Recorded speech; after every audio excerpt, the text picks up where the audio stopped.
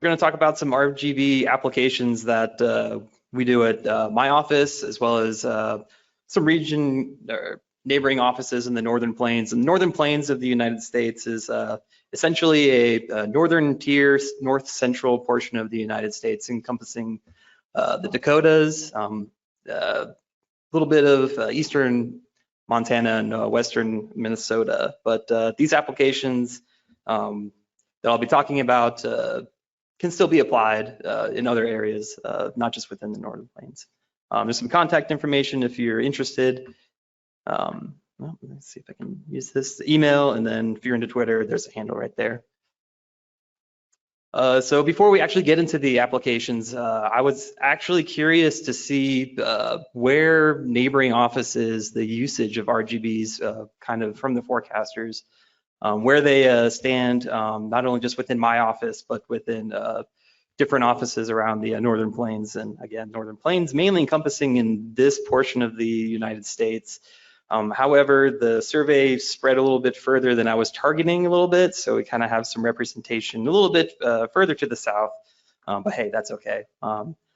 We have 73 total participants, which is pretty good turnout in my opinion, and that includes mainly, or all of these are operational users who actually are in NWS operations. That when I say NWS operations, that's the people who are issuing products, warnings and watches and that type of thing, as well as creating the messaging and actually out there on the floor, if you will. And that includes general forecasters and lead forecasters, as well as other acronyms. I'm sorry if I say acronyms and you're not entirely sure. Stop me if you're curious about it. But essentially, people who are still involved in management, or who are managers, but are still involved in operations. And of our 73 participants, we had 79% of those being actual forecasters, as well as the 21% who are non-forecasters, but still users. One of the questions that we asked was how comfortable they are in using and interpreting RGBs in an operational setting. It was pretty good to see that there was some level of comfort in using and interpreting RGBs, although there's still maybe some room for improvement. Kind of was hoping to see most of the people in that purple category where they're very comfortable in using and understanding RGBs. But hey, that just means we have some work to do, and hopefully getting all of our forecasters to utilize RGBs to their full potential. I asked how often they incorporated RGBs into their operational workflow and their daily workflow, and it was really great to see that the vast majority of participants say that they use RGBs almost every single shift, so that's pretty awesome. I also asked the top RGBs they used per application. So we'll kind of go over those, at least just for the top three. This doesn't include all of the RGBs that the participants might have selected. This is just, I would say, the most used. So for the first, the convective development prior to the mature phase in the convective life cycle. Otherwise, it was kind of what we call as the convective initiation. The day cloud phase was a pretty large fan favorite in this particular application. I don't think that's any surprise to anyone, as well as others kind of use the day cloud convection as well as the day cloud type. And then after initiation, that's the convective development during or after the mature phase. The visible and infrared sandwich RGB version that we have was a top contender, but the day cloud phase distinction still was a top RGB to use, as well as the day cloud convection. For days when you're not anticipating any hazardous weather, because that's the vast majority of weather days that we kind of have to work through, I guess, and just keeping general situational awareness during the warm season without any snow cover. Again, the day cloud phase distinction was a fan favorite, as well as the Sierra Geo Color RGB. And then closely behind that was the Sims Natural Color, and again, the Viz IR sandwich. And then same could be said for the non-hazardous weather days, but in the cold season, and if you actually had snow cover, there was the day snow fog that most users tended to lean towards, as well as day cloud phase distinction, and again, the Sierra Geo Color. When we are anticipating winter hazards, asked what do they use? Again, the day snow fog was a top contender, as well as the day cloud phase distinction and the Sierra geocolor. And then for monitoring hazards at night, the vast majority of operational users lean towards the nighttime microphysics RGB, which is really probably no surprise there, and as well as still the Sierra geocolor, as well as some use of the air mass RGB. And so this is just a sample of comments, and I just kind of wanted to show this just basically to say that there's more information that I did ask, but I'm not going to show here. So if you are interested in these survey results, feel free to reach out to me and I can share those with you.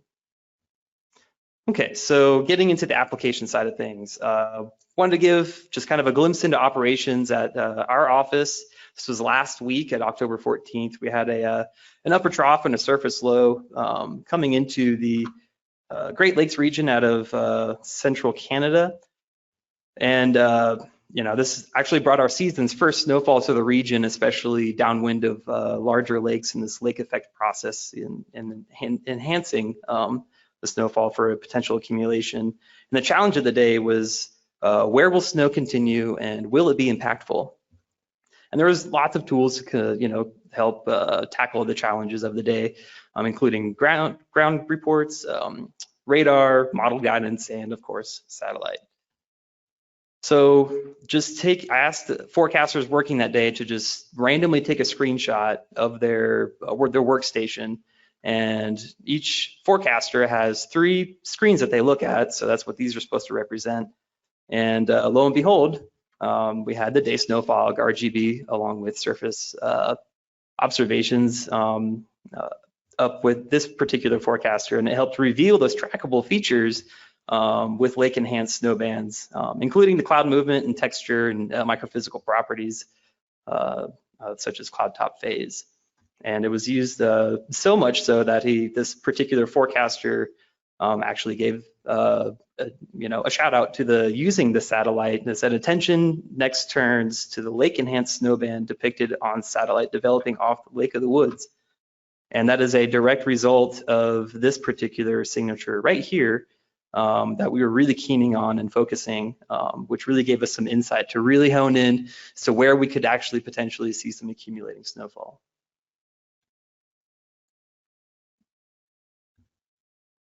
And forecaster number 2 also was using the day snow fog RGB to help maintain situational awareness, as well as kind of use the melting snow RGB plus a little bit of the single channel visible band to help for graphic generation.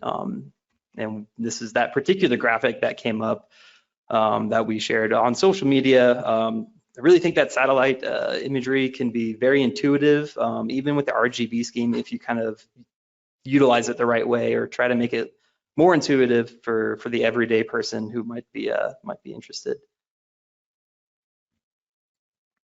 All right, so that was just a glimpse into that particular day. Now we're going to go through some scenarios and different applications within our office mainly.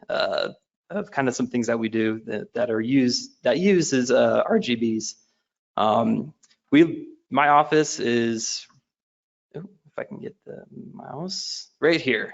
So right here where this portion of the map where it's darker, this correlates to average blizzards. So we are kind of known as the blizzard capital of the contiguous United States. So we are most interested in looking for blowing snow, which can be pretty impactful for our area. Pretty much right from the advent when ABI became operational within our office, we were able to start utilizing the day snow fog RGB in particular, and the power of the spectral bands within ABI pretty much right off the bat. And each of these images, this is just kind of show a subset of any particular day over the course of the past, 4 or 5 years, of how we've kind of used it in operations, or what we've used in operations. And while not only just our office is interested in blowing snow, we've kind of helped spread the word that you can use RGBs in monitoring for blowing snow. So not only just our office, but I know that several other offices within the region that might be dealing with blowing snow also uses day snow fog to monitor and track for that hazardous weather. Okay, so while the day snow fog RGB has a pretty good track record of monitoring blowing snow, and for those who might not be familiar, this is that. I'm gonna maybe try to use the laser pointer. These streamers right here that are kind of orange, rust colored, that really stand out. Those are the blowing snow plumes that we're most interested in. Okay, now, okay. Yeah, right here. And so while we were able to use and track these blowing snow, can we utilize a different band on ABI to find and track blowing snow plumes more easily through improved spatial detail? And the answer is yes. Simply replacing the red component from the 1 kilometer spatial resolution 0.87 micron channel, that would be channel 3, the veggie band, with the red band, the 0.64 micron, which has around 500 meters.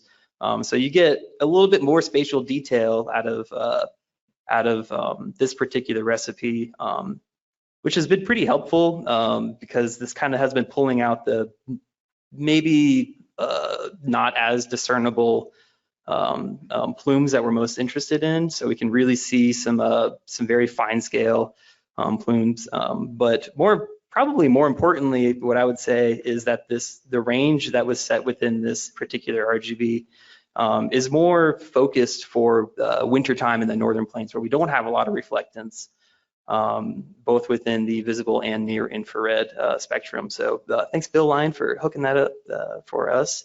And we've really got to use it this past winter. Our particular area in eastern North Dakota and northwestern Minnesota, we average around 2.6 blizzards per year. This past season we had 12, which was a record for our area. So we had plenty of opportunity to really exercise this particular RGB. And I know just about every single operational staff who was working during these events used this blowing snow RGB, and they said it was much more preferred than using the day snow fog RGB.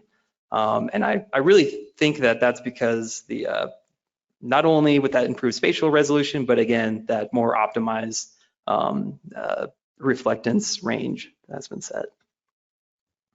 And so some additional RGB applications, which is focusing on the blowing snow. Of course, you can have the refinement of products. This particular example, oh, lost my mouse again. Here we go. This particular example, the Bismarck office was able to add just one county, but still makes a difference if you're living in that county, of adding a product and updating their messaging, noting that there was blowing snow and impactful blowing snow in this particular area. Again, you know, with satellite and in particular RGBs can be really helpful in graphically messaging those hazards in this particular area. We can see that these blowing snow plumes were kind of used to say this blowing snow that's over in the central part of the state is coming our area, as well as, you know, including it within our verbal messaging like the AFD, the area forecast discussion.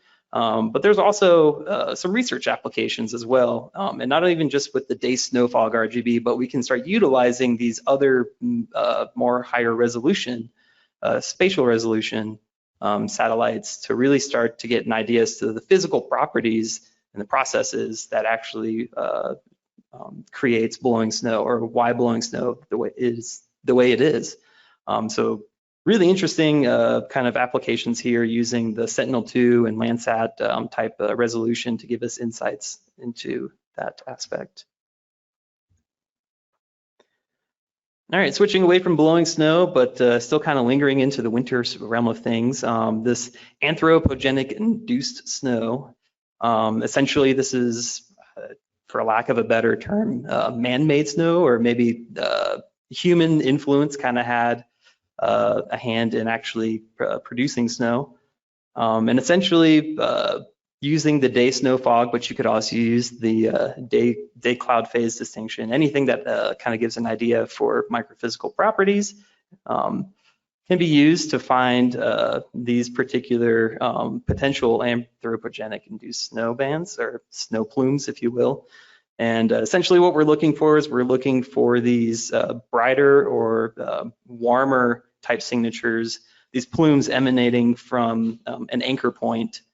Well, in addition to any erosion of clouds, kind of something happening around here as well to an extent, the holes of eroding clouds. And this is typically, comes from structures, industrial plants like power plants, or industrial processing facilities, such as mineral gas, as well as, we've actually heard of some instances of snow producing ski hills. So those ski hills that are producing their own snow, they inject ice nuclei into the stratus, which has very uniform water droplets, and can actually start helping produce, changing that supercooled liquid into ice, and then actually producing snow. And while for the most majority of the time it's not a whole lot of snow, but it still can be pretty impactful. And that's something we still want to be aware of. Well, I said that we wouldn't be doing blowing snow anymore, but I lied. So we're going to, one of the things that we find ourselves asking a lot prior to a blowing snow event is the blowability of the snowpack. How easy is the current snowpack going to be blown around and lofted and suspended? So we've been, especially this past winter, trying to utilize satellite imagery and trying to figure out maybe favored areas that indicate some blowability of the snowpack. And in this particular day, we were, again, curious how blowable the current snowpack is to cause blowing snow impacts for the next day. And in this particular product, this was a combination of the day snow fog RGB, but we wanted to kind of draw out a little bit more of the harnessing power of the snow grain size that the 1.61 micron band can sometimes have. And that's just kind of what was shared within an internal chat, just to try to figure out where there might be more favored areas. And in this particular area here, where there was fresher snow signature, that's a little bit lighter color compared to, say, this area, which is a little bit darker, as well as a fresher snowpack signature here. And again, so much so that we included it in our forecast discussion, whereas just an excerpt, I'll go ahead and say that there was however, there is some sign that there is some sign on satellite that there is fresh snow in the southwestern Manitoba, talking about this particular signature, into the Devil's Lake Basin that could be blown in our direction. And so what happened the next day is we were still utilizing satellite imagery. And while this particular image that we're looking at right now didn't actually show information on the blowability of the snowpack, if you will, but nevertheless, it did show that we were getting blowing snow within Saskatchewan in this particular area, and it was impactful. At this particular location, there was a significant reduction in visibility. So essentially, if this area, I guess it's a little out of screen, but that was kind of shown in this area. If that area was able to be blown around, then the other signals that we saw might also show that we can get some blowing snow. But blowing snow, or the day snow fog RGB, wasn't the only product we used in this particular instance. We also used started to use the Veers Snowmelt RGB, which is shown here. And again, correlating, this was the day before, correlating this particular location with the blowing snow that we were seeing that was occurring, we could infer that the similar shades of blue that was in southern Saskatchewan that we were holding here in our portion of North Dakota, there could be some indication, or at least give some confidence that the snowpack would be blowable.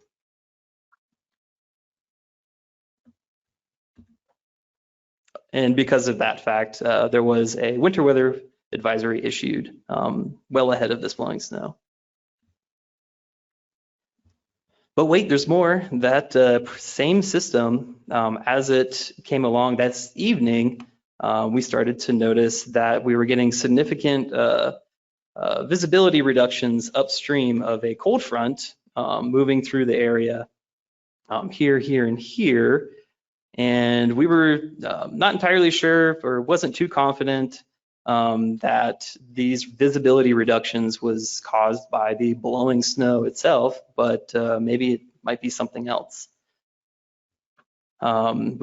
Just looking at radar, we couldn't really see anything in the area of interest because with, as many times in winter convection, it's very shallow in height, so the radar overshot in this particular area, though it was looking above the feature of interest. But using our conceptual knowledge, knowing that we were getting visibility reductions, sharp visibility reductions at the onset of the cold front that came through, and the cold front denoted here in this blue line, matched our conceptual knowledge of a typical QLCS type snow squall event. This happened to actually be our office's first instance where we issued a snow squall warning. And while this image that we're seeing right here is the day snow fog RGB, the day cloud phase distinction could have some, could have proven useful as well. Unfortunately, in the heat of things, satellite RGBs was not used in real time in this particular instance. You know, breaks my heart to hear that, but that's okay. Lessons learned. And that's having the conversation with the forecaster who was there, kind of in charge of making these decisions and issuing these products. He said, "I wish I would have looked at satellite in real time to help prioritize which forcing mechanisms and hazards were going to be most impactful in the next 1 to 3 hours. Satellite would have notified me in the presence of a snow squall before radar because radar was overshooting the feature, and I would have looked at the day snow fog and day cloud phase distinction." And so continuing assessing the state of blowability in the snowpack, this is another instance where we're looking at the VIIRS snowmelt RGB, and the imagery is appreciated from Bill Lime, but I believe Curtis, you'd helped develop this particular RGB, and this is utilizing one of the bands that's not currently available on the ABI, and this would be the 1.24 micron, and it really helped highlight areas where this dark shade of blue kind of correlated with maybe crusting of the snowpack where it might not be as blowable as opposed to these lighter shades of blue. And then translating that, that was just one single snapshot that we were looking at because of the polar orbiting, temporal resolution, but translating that with the products that we had available, the day snow fog RGB, on GOES, we can see that within this area that, correlated with this more crusted over snowpack, we really didn't see a lot of blowing snow plumes emanate out of this area. We had a little bit come from up here, and yeah, we had some right here, but those also translated to areas that might have had a little bit more blowability in the snowpack. And it was really interesting to also note that while we were seeing these blowing snow plumes, they weren't resulting in a lot of visibility reduction, so they might not have been as impactful. This area up here, there was significant reductions in visibility, but that was probably mainly because there was actually falling snow as opposed to just the wind moving the snowpack around.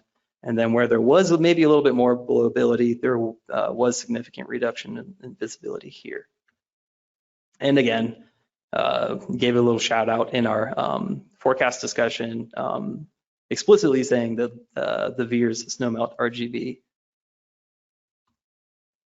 Okay, so enough of winter, let's warm up. We'll get into some nighttime applications. The nighttime microphysics, RGB has a long history of being able to track and monitor fog in low stratus.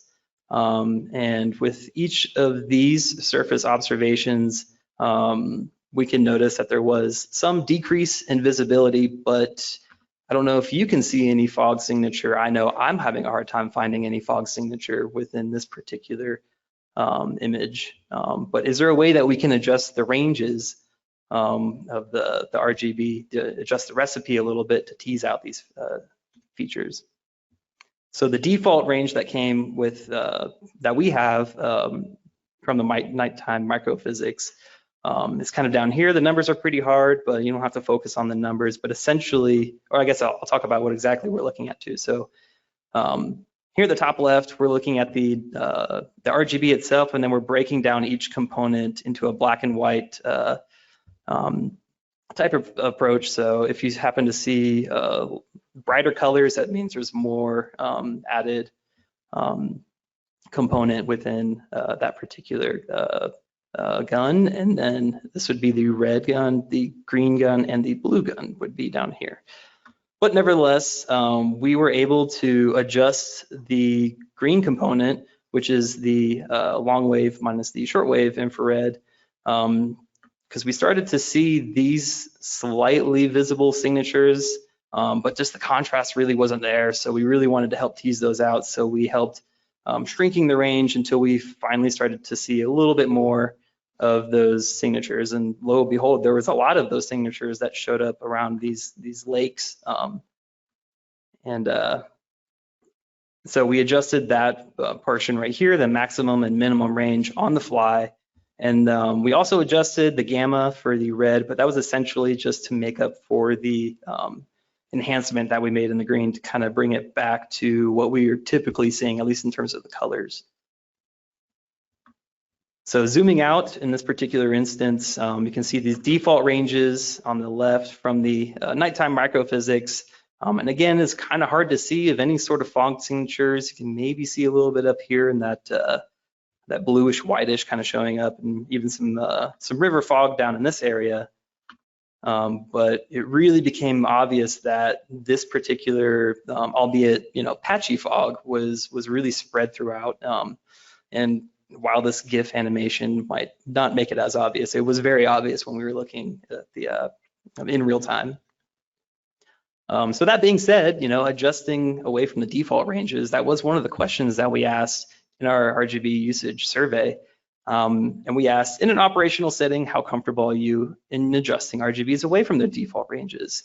And for the most part, we had many people, 1 being not comfortable and 5 being very comfortable. We still have forecasters not comfortable messing with the RGB on the recipes. And I think that's kind of interesting because,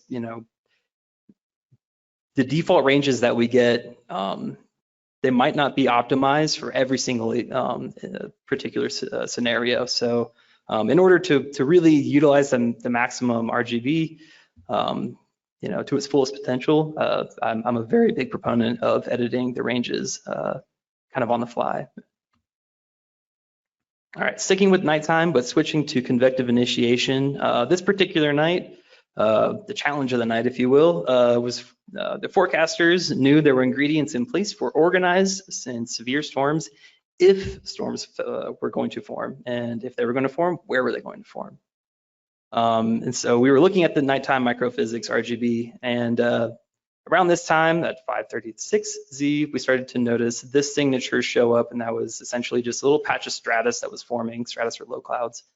However, once we got here to about 30 minutes later, we started to notice this reddening show up within that stratus, and essentially that stratus were the seeds of deeper convection, and this is actually the signal of glaciating cloud tops. And 30 minutes or so around after that, we started to notice our first pixels of getting colder than -20C, and then 30 minutes after that, -30C.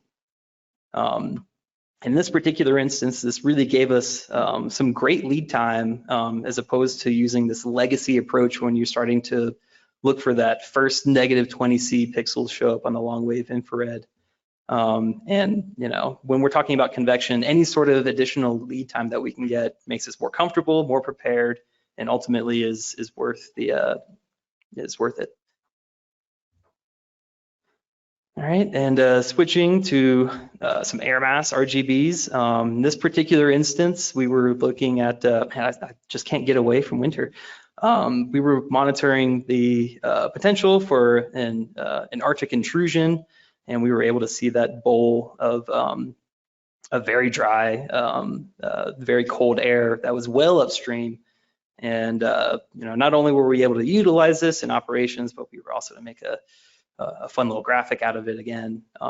And not that you can see the numbers, but I thought it was interesting that the wind chills in this particular area in Canada got down to -81 Fahrenheit. All right, so to convective initiation.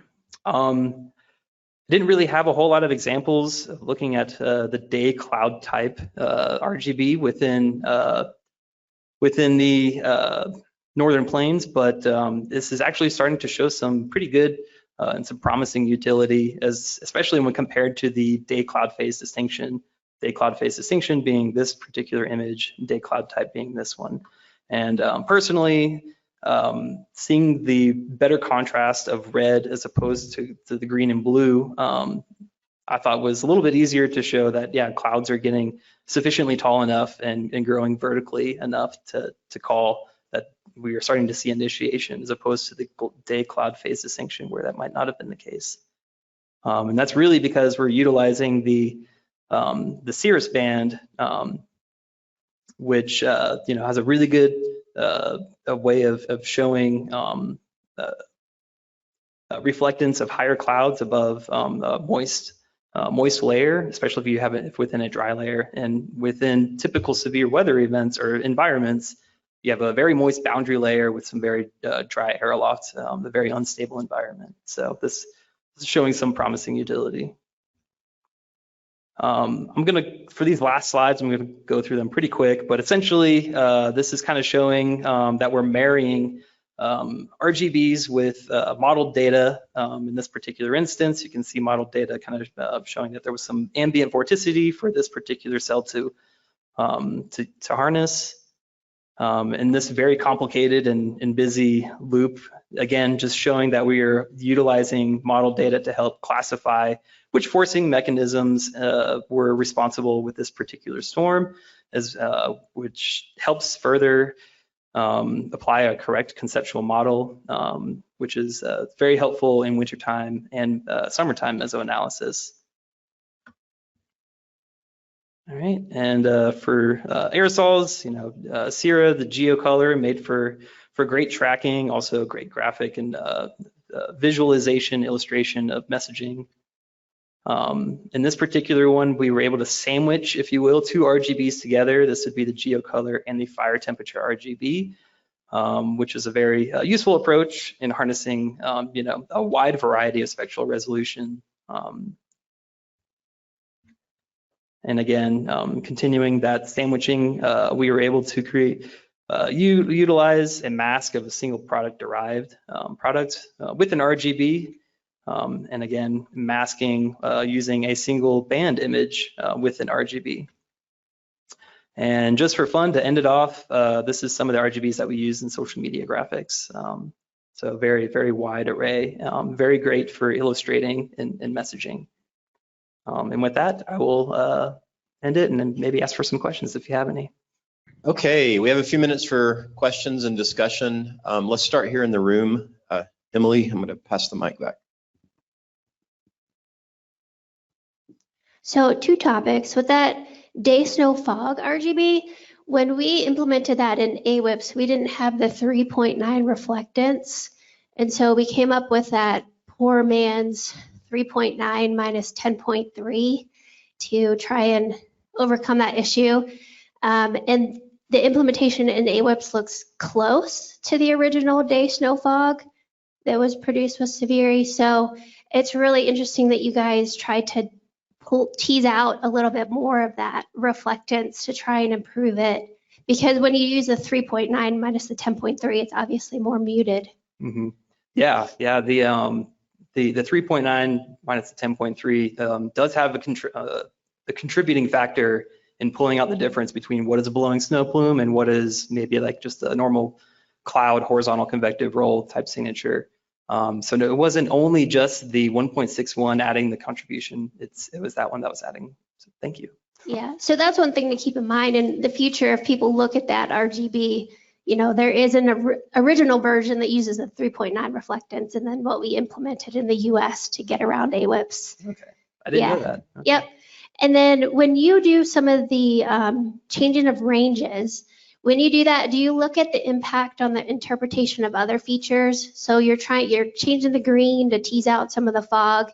And then so what happens then to the colors of the other cloud features? Mm-hmm. So one thing that might help is if you have maybe like 3 different range adjustments that you make to create training on those to help make forecasters more comfortable to say, okay, this, if you change the range to this, you can pull out low fog in this situation, but then you got to realize that your mid-level clouds and upper-level clouds are no longer the color you'd expect. Yeah. Yep. And in this particular instance, you know, we were really focused on trying to find that fog, right? So I guess we weren't too interested in seeing how that changed the appearance of other clouds and other features, even though we knew that was going to happen. But we were really just kind of focused in on finding as to where that fog signature was going to show up. But that's a really interesting approach to maybe like make some pre-made ranges, you know, edited, if you will, to kind of help focus them, but still keep the accurate information for others. If somebody changes it in AWIPS, you know, and there's kind of all that buried, you know, you can change something in your account, and then if you forget you've changed it, then you're bringing up the RGB and you maybe forget that you are varying from the standard recipe. Yeah, that's So it could get unwieldy pretty quickly. And then maybe if it impacts the site level, then somebody on the next shift comes in and all of a sudden, oh, the nighttime echo doesn't look the way it's supposed to look. Right. Yeah, that's a great point. You know, you want to do it on the fly. Probably don't want to save it as is. I'm pretty sure. I don't know, Bill, if you're going to elaborate more on it, but yeah, that's, you know, coming out with responsible ways of editing these ranges is definitely a way to go. Computing that 3.9 reflectance in AWIPS might be something we now can figure out how to do. Maybe Lee and Joe, we can talk about that later, but I don't think it's that difficult. Yeah, in my experience, myself and interacting with forecasters, when they're making those modifications, it's very much on the fly. It's so quick and easy to do, and they're not saving the procedure, or at least I recommend that you don't save the procedure. Yeah, you're doing it on the fly for that situation, and then it's gone after your shift. Question, has your office used the relatively new to AWIPS RGB plus derived product readout menus? Not to my knowledge, and I'm trying to like push myself to start using those particular, you know, look. Can you say why you don't think people have latched onto those yet? Honestly, I don't think, and this might be actually partly due to my lack of advertisement, but I don't know if they're really aware of that capability within my particular office. So that's probably more of an instructional type of thing. This is something I'll talk about more in my presentation. And then one more question. One of your earlier slides, you mentioned a melting snow RGB. Mm-hmm. What was that? So the melting, the snow melt or melting snow RGB, not snow melt, the melting snow RGB, it was combination of the 1.61, the 2.25, and the 0.64. So it tries to harness the near infrared bands. Trying to do a similar thing to the snow melt RGB on beers, but with, yeah. Exactly. And doesn't have as great of like spatial resolution or spectral response to really differentiating the two compared to the snow melt. Let's take a quick online question and then we'll get to Connor. Let's see, I got to get close so I can see it. Oh, it looks like, I'm guessing from Scott. Do you want to verbalize that, Scott, or do we have to unmute him, Bernie? Okay, go ahead and unmute yourself if you're not, Scott. Yeah, I think I can unmute. I was just on Guam and the forecasters there tell me how they use the night microphysics RGB fairly frequently to monitor the trade wind cumulus. And if the models are saying it's going to rain and the RGB says no, well, then they make their adjustments. So I just wanted to put some non-winter examples in here. So I went to the tropical Pacific. Yeah, thanks, Scott. We do have several presentations this week that go away from winter. If it were up to me, we would do only winter. No, I'm just kidding. All right, Connor. So I'm really interested in this use of day cloud type versus day cloud phase and forecaster adoption of day cloud type. Do you know of any work that's being done to see whether or not there's a direct translation in being able to more readily identify features? Because that difference in contrast, that's really striking. Right. So do you know of any initiative to like look at that? I don't. And honestly, I just kind of stumbled upon it maybe about a month ago. So I don't have any examples from my area, even though it's been available to us since around March. But I think it was kind of like advertised to us as, oh, you're able to see, thin cirrus, which, that's good to be able to pull that out. But for the application and operational use, maybe not so much, especially in the convective initiation. But when I started to look at it, and actually had some conversation with Patrick Ide in Duluth, he made an RGB that utilized the cirrus band to try to help show convection. And then while looking back at that recipe, I kind of noticed, oh, we have this day cloud type now, which is very similar to what he was trying to do. Let me see what this can do in terms of convective, monitoring. And it was really quite stark seeing the potential utilization of that. Hey, Carl, Jose Galvez here, and something that caught my eye, great presentation. Something that caught my eye was the blowing snow RGB, though I have to talk with Bill as well later. So how long have you been using that? Just one winter? Correct, but it was quite the winter. Right, but it worked really, I know, 12 blizzards, but it worked really well for you guys. It did, yes. And that can be computed with ghost R channels? Okay, we need to talk because I think that could have applications into southern Chile, southern Argentina. So not the whole full disk, of course, but in that area, it would be nice if we could talk about maybe implementing a domain.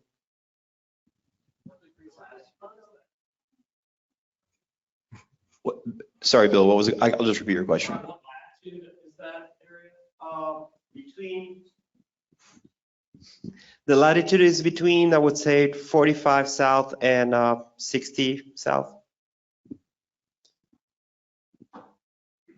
Just really quick. So one of the things we're going to try and do during this workshop is just check in on the list of compiled recipes that we have for all the RGBs. But I'm wondering if we should add to each of the recipes desirable localized tunings. So you're identifying in the fog RGB that's a good thing to do and interesting locally. Just to sort of say this may be interesting to tune locally. Just add that to the recipe. Yeah, that's a good idea. And we may have to follow up with Carl, and get, details of, I know it varies, you probably vary, but you could probably pick something that works reasonably well. In certain conditions. At least for a first guess, yeah. Now I have a question following on the snow one. What do you do at night? So, because there's a lot of night. There is a lot of night, yes, a lot of dark. We've not found any sort of spectral response that blowing snow plumes kind of gives at night. That might be because they're optically really thin, and we're mainly seeing these blowing snows essentially because we're utilizing reflectance within not only just the visible, but more so the near infrared. So if you can find any information to help us at night, that'd be really great. I know Joel had made, Joel, I'm sorry, not Joel,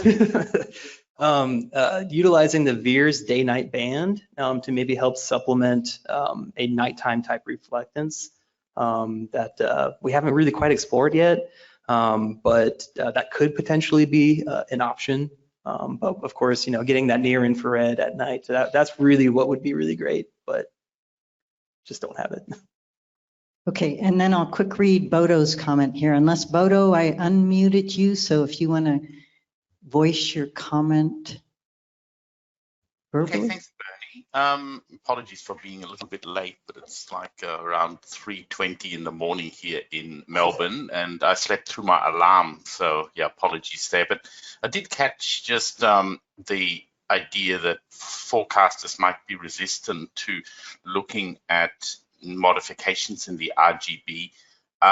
And what we've done within the Bureau is that you have the RGBs that are viewed by everybody within our visual weather, but then there's also the particular folders or rather directories within the visualizing software where individual forecasters can experiment with their RGBs. And so if a particular modification becomes really popular because the forecaster is able to use it effectively, then it actually then is upgraded into an operational variation. And that avoids confusion and actually facilitates collaboration as well. Okay, thank you. Thank you. And Bodo, could you quick introduce yourself? Okay, I'm just not 100% sure about whether I've got my webcam on or whatever, but otherwise I'm just a disembodied voice, really. I'd love to have been over to Sitama with you all. I'm from Australia. I'm a teacher at the Bureau of Meteorology Training Centre, and I'm also the point of contact of the Australian VLab Centre of Excellence. We'll give a short presentation later on today, and together with my colleague Rian Salman from Indonesia. But yeah, so I'll try to sit in as many of the sessions as possible. Thank you. Okay, thank you. There was one other question online related to the Saharan air layer, how to visualize that. If it's okay, I'd like to punt that till this afternoon because we do get more into some oceanic and tropical, and perhaps Michael, you might say a word about that later. If that's, I don't know if you have any slides on it, but that's okay.